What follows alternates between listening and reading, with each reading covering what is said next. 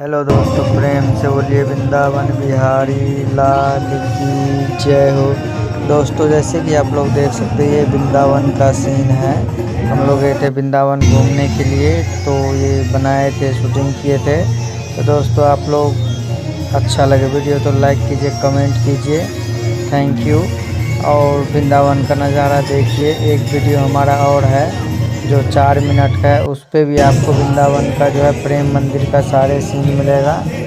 जो है अच्छे से अच्छे सीन है। प्रेम मंदिर में जितना भी भगवान और को बैठाए हैं, कालिया नाग है, कृष्ण जी है, सुदामा जी है, राधा रानी जी है, जैसे जैसे प्रेम मंदिर में प्रेम किए थे सारे सीन है उसमें। आप लोग देख सकते हो, वो वीडियो 4 मिनट के हैं। तो थैंक यू दोस्तों, हमारे चैनल को लाइक कर लीजिए, सब्सक्राइब कर लीजिए। हम मंदिर जाते रहते तो हम वीडियो बना के डालते हैं। ज़्यादातर आपको हमारा मंदिर और का ही वीडियो मिलेगा।